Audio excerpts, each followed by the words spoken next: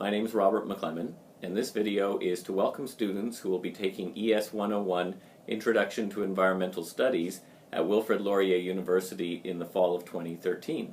I'll be your instructor. I'd like to thank you for taking the course, and over the next couple minutes I'd like to give you an idea of some of the things we'll be doing over the next few months. Now, former British Prime Minister Tony Blair once said that you don't need to be an expert to realize that sustainable development and dealing with environmental challenges is going to be one of the greatest things that we face in the 21st century. Today is September 3rd, 2013, and there's a couple things going on in the world right now that I'd like to talk about. One is that there's an enormous forest fire burning in Yosemite National Park in California. Now, Yosemite is the crown jewel in the U.S. park system, and it has a very important place in environmental history. It also has a very practical purpose today, which is that Yosemite is where the reservoir is found that supplies much of the drinking water for citizens of San Francisco, California. And there's concerns that the fire is spreading ash into the reservoir, and that ash will contaminate the city's drinking water supplies. Now, there's also evidence to suggest that human activity, both directly and indirectly, contributed to the cause and intensity of this forest fire. A second thing that's happening today is that it's the first day of school all across Ontario. And in front of almost every school in this province, you'll find something going on at 9 o'clock this morning. A traffic jam, as parents converge in their cars to drop off their kids at school. Now, it wasn't so long ago that kids walked to the neighborhood school, and it was very rare for a kid to be driven to school unless they lived in the country and they took a school bus. This phenomena of parents dropping off their kids in front of the school is somewhat new. It didn't happen when I was young, and it has very real implications.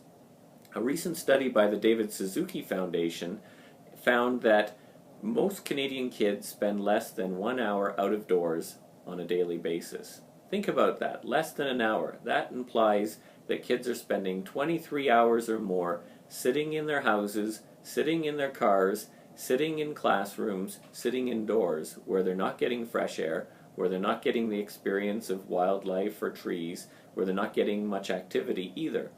And that has a very real impact on the quality of life and contributes to something that scientists have called nature deficit disorder. And you may ask yourself, well, what does the forest fire in Yosemite and kids getting driven to school, what do these things have in common with one another? Well, they're connected, and they are reflective of a larger phenomenon that's taking place here in North America.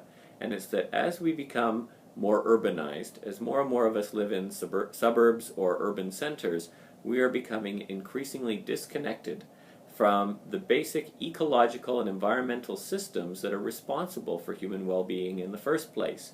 We understand less and less of what's going on in the natural environment, and yet our activities as urbanized people are having greater and greater impacts on the natural functioning of the planet.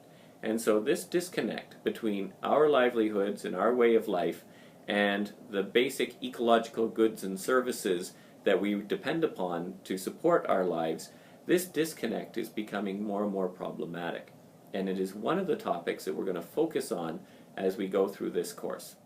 Now, the course consists of two fundamental elements. There are the classroom lectures, which you'll have with me twice a week on Mondays and Wednesdays, and then there are the lab meetings. Now, these lab meetings will take place every second week of the course.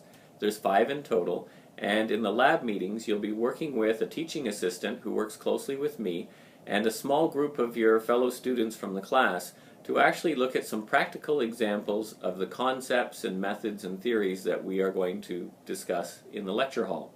Now, I should point out that attendance at the labs is mandatory. There's going to be a participation grade, and these labs, all 5 of them, add up to 40% of your overall grade for the course. So it's essential that you go there, that you participate, and in doing so I think you'll have a lot of fun as well, because in the labs we talk about all sorts of interesting topics, from pipelines to fast food to pollinators and all the different ways in which these different things are examples of how human activity and environmental systems are not always working as well as they could with one another. A few other things about the course. The first thing is that you're going to need a textbook for it. It's this one here. It's called Living in the Environment, third Canadian edition by Miller and Hackett, is published by Nelson Academic. You can buy it through the Wilfrid Laurier bookstore. You don't have to go in person to the bookstore. There'll be a long line up in front of it in the first couple weeks of September. You can order it online through the bookstore. You don't have to buy it from the bookstore either. You can buy it through any other online bookseller. There's a few, what you'll find is that there's a few older editions of this textbook floating around, and you might be able to get your hands on a used copy of one of those.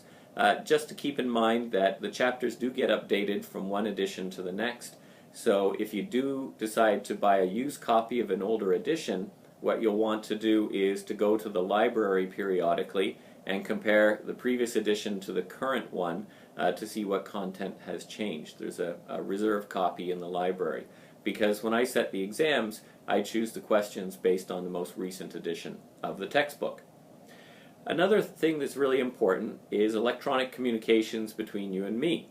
Now, there is a website for the course, and it's on something called MyLearningSpace. Now, if you're a senior student, you'll know what that is. But if this is your first semester at Laurier, what you need to do is go to the Wilfrid Laurier University homepage on the internet, and on the Quick Picks menu on the upper right-hand corner, you will find something called MyLearningSpace. That is the software that's used to host course websites, and so ES101 is on MyLearningSpace. So you log into that, and what you'll find there are a number of things.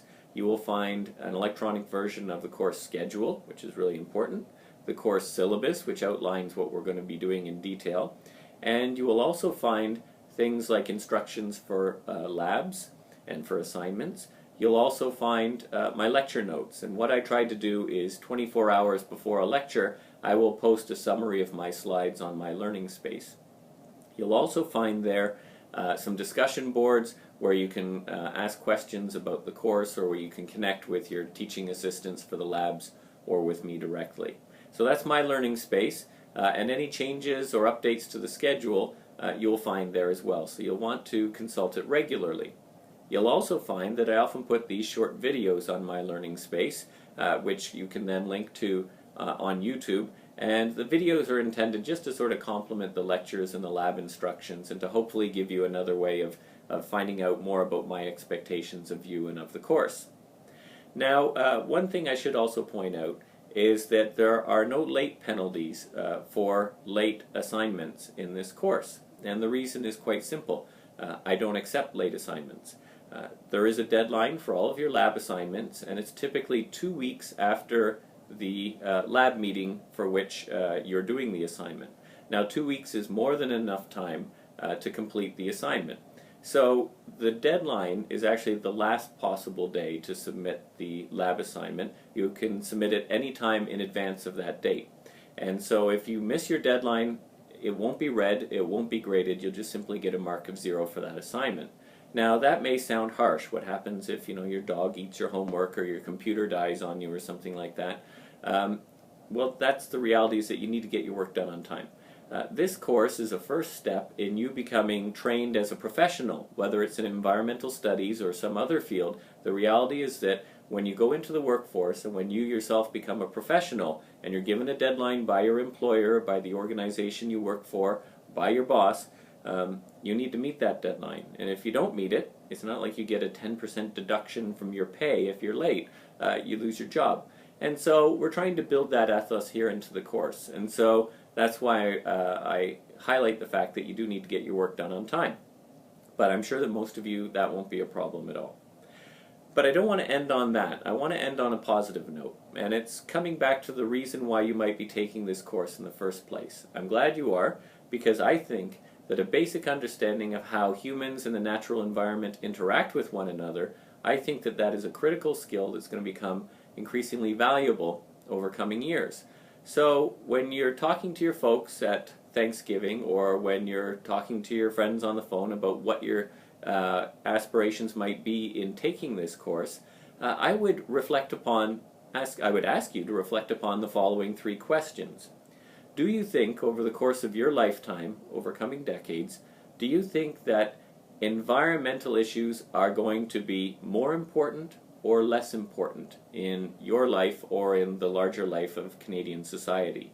Second question, do you think there will be more jobs or fewer jobs that demand a basic expertise in understanding ecological and environmental systems? And thirdly, do you think that your own personal quality of life will be more influenced or less influenced by the natural environment as you grow older? If you're one of those people like me who would answer more to all of those questions, then hopefully this course will give you some basic information, some basic tools that you will find valuable as you move forward, whether you're going to be majoring in environmental studies or in some other field. If you're just taking the course for interest, or whether it's the first step on a journey to becoming an environmental professional yourself, I hope you get something out of it. I'd like to welcome you one last time, and I'll see you in the lecture hall. Thanks very much for listening.